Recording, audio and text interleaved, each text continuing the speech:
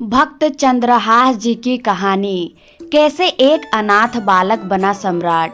केरल प्रदेश में सुधार्मिक नाम के राजा थे।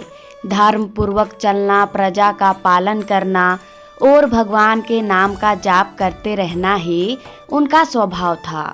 उनके यहाँ चंद्रहास जी ने जन्म लिया और जन्म लेते ही वो कृष्ण नाम उच्चारण करने लगे। चंद्रहास जी के जन्म की खुशी में राज्य में आनंद उत्सव मनाया जाने लगा। शत्रु पक्ष के राजाओं ने मिलकर निश्चय किया कि यह आक्रमण करने के लिए सही अवसर है। सुधार्मिक जी पुत्र के जन्म के आनंद में मग्न थे। शत्रु पक्ष के राजाओं ने उन पर आक्रमण करके राज्य को घेर लिया। सुधार्मिक जी की सेना ने उन्हें रोकने का प्रयास किया पर असफल रहे। राजा सुधार्मिक जी और बहुत से सैनिक मारे गए। इसके बाद राजमहल को भी घेर लिया गया ताकि कोई भी जिंदा न बच सके। राजमाता ने दाई माँ को चंद्रहास जी की जान बचाने को कहा। दाई माँ ने विचार किया कि अगर वह उन्हें राजकुमार की तरह ले जाती है तो उन्हें मार दिया जाएगा। दाई माँ ने झाड़ू पोछा लगाने वाली सेविका का रूप ले लिया और कुछ दोने पत्तलों के नीचे चंद्रहास को छुपाकर बाहर निकली। सैनिकों ने ऊपर से देखा तो वह बोले कि यह राजघराने के कुछ जूठे पत्तल आदि है, तो सैनिकों ने उन्हें जाने दिया। वो चंद्रहास जी को लेकर भाग गए और कुंतलपुर जा पहुंची। उन्होंने वहां के मंत्री धृष्टबुद्धि से प्रार्थना कि मैं सेवा कला में बड़ी प्रवीण हूँ और कृपया करके मुझे कुछ समय के लिए महल सेवा में रख लिया जाए। उन्होंने चंद्रहास जी को अपना पुत्र बताया। उनकी परीक्षा ली गई। राजघराने की सेविका होने के कारण वो परम प्रवीण थी। उन्हें सेवा में रख लिया गया। उन्होंने अपना असली परिचय किसी को नहीं बताया। जब चंद्रहास जी ने 3 वर्ष के हुए तब दाई माँ की मृत्यु हो गई। उनकी देख रेख करने वाला और कोई नहीं था। उनके मुख पर हर समय कृष्ण कृष्ण नाम चलता रहता था। अब वह गलियों में भटकने लगे। उनको महल से निकाल दिया गया क्योंकि दाई माँ की सेवा के कारण ही उन्हें महल में रखा गया था। 3 वर्ष के बालक चंद्रहास जी को गलियों में घूमता देख कोई उन्हें स्नान करा देता, कोई उन्हें वस्त्र पहना देता और कोई भोजन करा देता। चंद्रहास जी हर समय कृष्ण कृष्ण नाम जपते रहते थे। श्री देव ऋषि नारद जी ने देखा कि यह बालक कृष्ण कृष्ण बोलता रहता है और इसका हरि के अलावा और कोई नहीं है। नारद जी ने उन्हें बुलाया और दुलार करते हुए बोले, सुनो, मैं तुम्हें एक अमोघ वस्तु देता हूँ। नारद जी उनके लिए एक छोटी सी शालिग्राम शिला लाए थे। नारद जी बोले, धोके पी लेना और देख के खा लेना, यही तुम्हारी सेवा पद्धति है। इसको स्नान करा देना और जो तुम्हें मिले इनको अर्पित करके खा लेना। चंद्रहास जी ने सोचा कि शालिग्राम शिला को धोने, स्नान कराने और भोग लगाने के लिए तो कोई पात्र चाहिए होगा। उन्होंने पान की तरह शालिग्राम को अपने मुंह में रख लिया। उन्होंने सोचा कि यही धुल गए तो चरणामृत पी लिया जाएगा और कुछ खाएंगे तो अर्पित भी हो जाएगा। नारद जी ने साथ ही उन्हें भगवान के मंत्र का भी उपदेश दिया। मंत्री धृष्टबुद्धि जिसने चंद्रहास जी की दाई माँ को आश्रय दिलाया था, उनके एक पुत्र थे मदन जी, जो बहुत ही भगवत भाव वाले थे। उनकी एक पुत्री भी थी जिसका नाम विषया था। मदन जी भक्तों को भोजन कराने का स्वभाव था। उन्होंने कई भक्तों और ब्राह्मण जनों को भोजन के लिए बुलाया। तब चंद्रहास जी भी खेलते खेलते वहीं चले गए और वहां प्रसाद खाने लगे। उन बड़े बड़े ब्राह्मणों में से एक ज्योतिषाचार्य भी थे। धृष्टबुद्धि जी ने अपनी पुत्री विषया को सामने ले जाकर उनसे कहा, आप इसका हाथ देखकर बताइए कि इसका वर कैसा होगा, उसका कैसा ऐश्वर्य होगा। ब्राह्मण ने आसपास दृष्टि डाली और चंद्रहास जी की ओर इशारा करके बोले, वो है इसका वर। धृष्टबुद्धि ने कहा, आपने शायद सही से रेखा नहीं देखी, ये तो दासी का लड़का है, ये हमारी पुत्री का वर कैसे होगा। ब्राह्मण बोले कि मैंने तो सही सही ही भाग्य देखा है और दक्षिणा लेकर चले गए। धृत्य बुद्धि ने विचार किया कि ये दरिद्र लड़का मेरी पुत्री का वर नहीं बनना चाहिए। मैं इतने बड़े राज्य का महामंत्री हूँ और मेरी पुत्री का ऐसा दुर्भाग्य नहीं होना चाहिए। उन्होंने निश्चय किया कि इसे आज ही मरवा डालते हैं। उन्होंने तुरंत जल्लादों को बुलाया और कहा, इस बालक को ले जाओ और जंगल में इसे मार के इसका कोई अंग मुझे काट कर दिखाओ।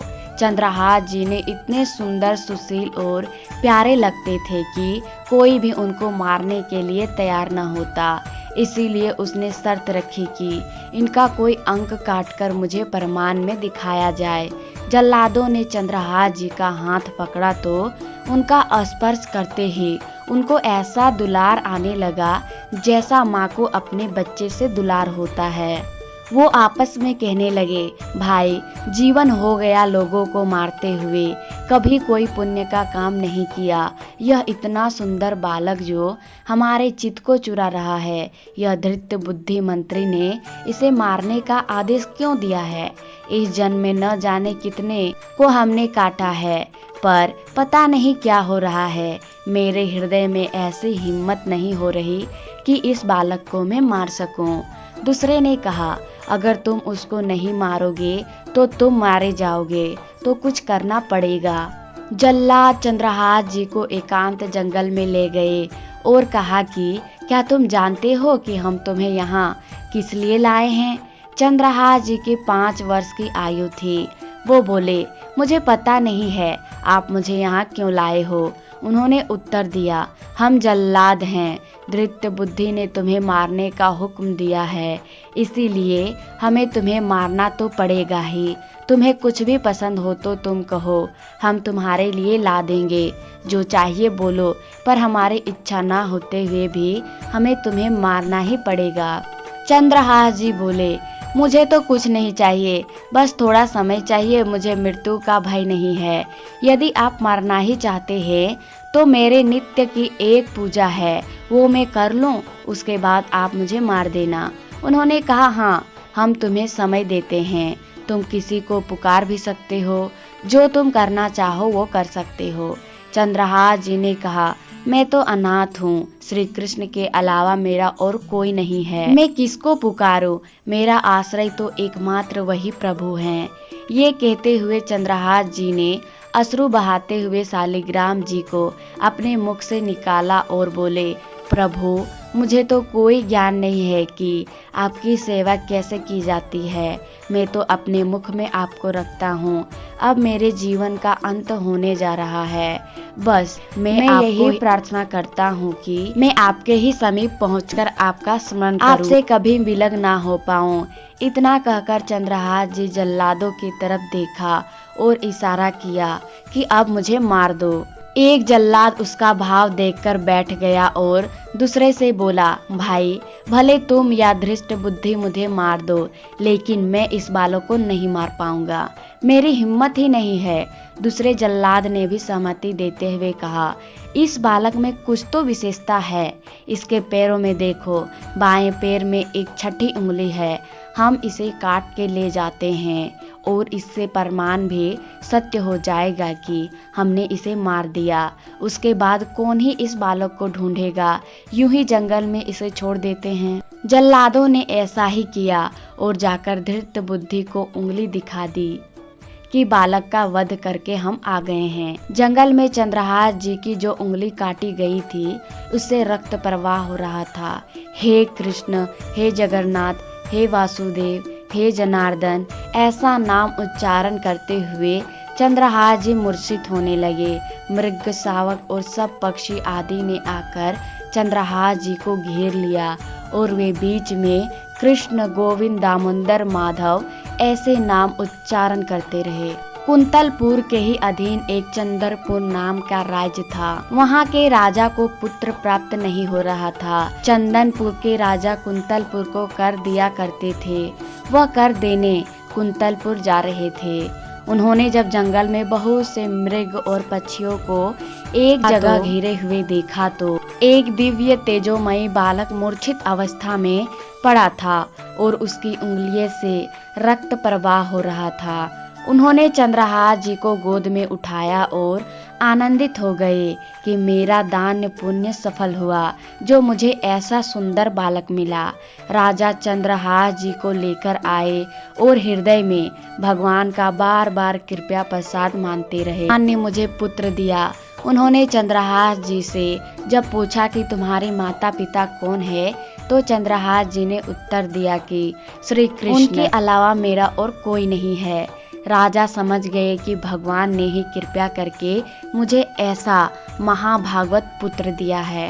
राज्य में बड़ा उत्सव मनाया गया। राज सिंहासन का अग्रिम अधिकारी युवराज पंद्र चंद्रहास जी को दे दिया गया। पूरे राज्य में आनंद की वर्षा होने लगी।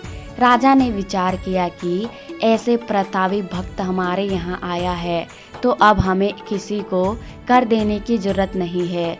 लगातार 3 बार जब कर नहीं पहुंचा तो सम्राट ने मंत्री को इस समस्या को सुलझाने का आदेश दिया। मंत्री चंदनपुर राज्य में पहुंच गया। वहां चंद्रहास जी का ऐसा प्रभाव था कि सब कृष्ण भजन करते और आनंद में मग्न रहते। धृत्य बुद्धि ने उन्हें पहचाना और सोचा कि यह तो वही बालक है, और विचार किया कि ये तो बहुत अनिष्ट हो गया। हमने तो इसे मारना निश्चित किया था और जल्लादों ने इसको छोड़ दिया और अब ये राजा का राजकुमार बन गया। उन्होंने राजा से कहा, पहली बात, इस बालक को युवराज पद में बैठाने से पहले तुम्हें सम्राट को सूचना देनी चाहिए, और दूसरी बात, अभी तक तुमने कर नहीं दिया। सम्राट चाहे तो तुम्हारे राज्य को एक क्षण में नष्ट कर देंगे। चंदनपुर के राजा ने हाथ जोड़कर कहा, महाराज, अब आप ही हमारी रक्षा कर सकते हैं। मंत्री के मन में था कि किसी भी तरह चंद्रहास जी को मरवाना पड़े, क्योंकि ब्राह्मण ने बताया था कि वे ही उनकी पुत्री के वर होंगे। मंत्री ने कहा, यदि आप चंद्रहास जी को सम्राट के पास भेज देते हैं तो वे निश्चित प्रसन्न हो जाएंगे और आपके इस अपराध को क्षमा कर देंगे। राजा ने यह बात स्वीकार कर ली। मंत्री धृत्य बुद्धि ने एक चिट्ठी लिखी और चंद्रहास जी को देते हुए कहा, इसे खोल के मत पढ़ना। वहां पहुंचते ही यह चिट्ठी मेरे पुत्र मदन को देना। वह सम्राट से मिलने, माफी मांगने आदि सब में तुम्हारी सहायता कर देगा, पर यही चिट्ठी तुम रास्ते में खोलकर मत देखना। चंद्रहास जी ने पत्र को अपनी पगड़ी में बांध लिया और कुंतल पुल के लिए चल पड़े। अब उनका किशोर अवस्था में प्रवेश हो चुका था। कुंतल पुल के बाहर ही एक बगीचा था। चंद्रहास जी ने अपना घोड़ा वृक्ष पर बांध दिया और भगवत स्मरण करते हुए वहीं लेट गए। थोड़ी देर में उन्हें नींद आ गई। कुछ समय पश्चात धृत्य बुद्धि की वही पुत्री, जिसका ज्योतिषाचार्य के अनुसार चंद्रहास से विवाह होना था, अपनी सहेलियों के साथ वहां आई। घोड़ा बंधा देखकर उन्हें ज्ञात हुआ कि कोई यात्री भूल से वाटिका में आ गया है। उसकी नजर सो रहे चंद्रहास जी पर पड़ी। देखते ही पूर्व विधान के अनुसार उसका चित्त लुट गया कि यह कौन इतना सुंदर नव किशोर अवस्था युवक है। उसे चंद्रहास की पगड़ी में चिट्ठी दिखाई दी तो उसने झुककर चुपचाप वह चिट्ठी उठा ली और चिट्ठी खोलकर पढ़ने लगी। उसमें संस्कृत में मंत्री के पुत्र मदन के लिए संदेश लिखा था कि हे मदन, उचित अनुचित का विचार छोड़कर आते ही इस युवक को विष प्रदान कर दो। यह मेरा प्रिय कार्य होगा। मंत्री की पुत्री को बड़ा दुख हुआ कि पहले ही दृष्टि में इन्हें सोता देखकर मेरे प्राण समर्पित हो गए, लेकिन पिताजी तो इनके सुंदर नव किशोर को विष देने की बात लिख रहे हैं। उन्होंने काजल लिया और विष को विषया कर दिया। अब उस पत्र का अर्थ बदल गया। हे मदन, उचित अनुचित का विचार छोड़कर आते ही इसे विषया प्रदान कर दो। यह मेरा प्रिय कार्य होगा। उसने पत्र वहीं उनकी पगड़ी में वापस रख दिया और अपने घर जाकर उनकी प्रतीक्षा करने लगी। चंद्रहास जी उठे और मंत्री के घर पहुंचकर मदन से मिले। मदन को जब पता लगा कि चंदनपुर से पिताजी ने इनको भेजा है और ये वहाँ के राजकुमार है, तो चंद्रहास जी को हृदय से लगा लिया। चंद्रहास जी ने कहा, आपके पिता ने यह पत्र दिया है। मदन ने पत्र पढ़ा। अभी इस युवक को विषया प्रदान कर दो। तुरंत बिना विचार किए मदन ने पंडित बुलाकर दोनों का विवाह कर दिया। अब मंत्री अपने घर आए तो सब साज सजावट और विवाह का माहौल देखकर हैरान हो गए। किसी ने उन्हें बताया कि आपने ही तो इस विवाह का आदेश दिया था, मदन के पास चिट्ठी रखी है। मंत्री अपने घर गए और मदन से कहने लगे, तुम्हारी बुद्धि मारी गई है क्या? हमने पत्र में विवाह करने का कहाँ लिखा था? मदन ने कहा, पिताश्री, आपकी आज्ञा का उल्लंघन नहीं हुआ है। आपने मेरा नाम लिखकर मुझे बिना विचार किए इस युवक को विषया देने के लिए कहा था। इसमें मेरी कोई त्रुटि नहीं है। मंत्री ने जब चंद्रहास जी को दुल्हे के रूप में देखा तो और क्रोध से भर गए। उन्होंने विचार किया कि चाहे मेरी बेटी विधवा क्यों ना हो जाए, पर मैं इसे जिंदा नहीं रखूंगा। वह चंद्रहास जी के नजदीक गया और उनसे कहा, बहुत कृपया हुई कि आप मेरे दामाद बने। हमारे यहाँ की एक रीति है, हमारे नगर के बाहर जो देवी का मंदिर है उसमें लड़की का वर अकेले पूजा करने जाता है। आपको हमारी कुल की रीति का निर्वाह करना होगा। चंद्रहास जी मान गए और पूजन की थाल तैयार करने लगे। दूसरी ओर मंत्री ने कई बलवान सैनिकों को भेजा और आदेश दिया कि देवी पूजन के लिए जो आ रहा है तत्काल उसे काट देना। किसी भी तरह वह बचना नहीं चाहिए, अन्यथा तुम सब मारे जाओगे। सब राजा सैनिक आदेश पाकर पहले ही वहां पहुंच गए। उस समय वहां के चक्रवर्ती सम्राट कुछ बड़े बड़े विद्वानों और ऋषियों से बात कर रहे थे। ऋषियों ने कहा, महाराज, अब आपका राज सिंहासन पर बैठना राज्य के लिए मंगलमय नहीं होगा। आपका समय बदल रहा है। इस समय यदि चंद्रहास जी को सम्राट पद पर बैठा दिया जाए तो आगे अकाल नहीं पड़ेगा और प्रजा का बड़ा मंगल होगा। यह मुहूर्त आपके लिए राज सिंहासन से हटने का है। सम्राट ने कहा, प्रजा और देश का मंगल हो, इसीलिए मैं बिल्कुल इसका पालन करूंगा। मदन वही बैठे हुए थे। सबने कहा, तुरंत जाओ और तुम्हारे बहनोई चंद्रहास को लेकर आओ। मदन तुरंत निकले तो सैनिकों ने उन्हें बताया कि चंद्रहास जी तो देवी पूजन के लिए नगर के बाहर जा रहे हैं। मदन उसी दिशा में गए और चंद्रहास जी को मिलते ही उन्होंने कहा, सुनो, देवी पूजा मैं कर दूंगा। इसी समय मुहूर्त है, जाओ, सम्राट पद का अभिषेक कराने के लिए आपको बुलाया गया है। इतना कहकर मदन जी देवी पूजा के लिए और चंद्रहास जी सम्राट पद के लिए अलग अलग दिशा में चले गए। इधर चंद्रहास जी का राज अभिषेक होने लगा। वहां देवी मंदिर में धृत्य बुद्धि के पुत्र मदन पूजा करने के लिए पहुंचे तो पहले से तैयार सैनिकों ने उन्हें काटकर फेंक दिया। मंत्री का सारा खेल उल्टा हो गया। पुत्र की हत्या हो गई और चंद्रहास जी सम्राट पद में अभिषेक हो गया। सैनिकों ने आकर मंत्री को सूचना दी कि देवी मंदिर के पास आपके आदेश अनुसार जो मारा गया है वो आपका पुत्र मदन था। धृत्य बुद्धि ने कहा, यह कैसे संभव है? वह तो चंद्रहास था। सैनिक बोले, उनका तो सम्राट पद पर अभिषेक हो गया है। अब धृत्य बुद्धि छाती पीट पीट कर खूब रोने लगा, बार बार चिल्लाने लगा, हाय मैं कितना अभागी हूँ जो मैंने अपने पुत्र को ही मरवा दिया। चंद्रहास जी ने जब इसके बारे में सुना तो सोचा कि मृत्यु तो मेरी निश्चित थी, फिर मदन मेरी मृत्यु कैसे प्राप्त हो गया? तो तुरंत गए और मदन के शव को सामने रख लिया। उन्होंने भगवान का ध्यान स्मरण करते हुए मदन के शव पर हाथ फेरा तो वे जीवित हो गए। यह घटना धृत्य बुद्धि को पता नहीं थी। तब तक उन्होंने अपने खोपड़ी फोड़ फोड़कर अपनी हत्या कर ली थी। चंद्रहास जी ने उन्हें भी उनका जीवन वापस दिलाया और कहा, पिताजी, अब तो कृष्ण कृष्ण जपो। अब उनकी बुद्धि शुद्ध हो गई और भगवान का आश्रय लेकर उन्होंने भी अपने जीवन को भगवत भक्ति में लाया। आशा करती हूँ दोस्तों आपको ये वीडियो पसंद आई होगी। पसंद आए तो वीडियो को लाइक शेयर सब्सक्राइब जरूर कर देना। मिलते हैं अगले वीडियो में, तब तक के लिए राधे।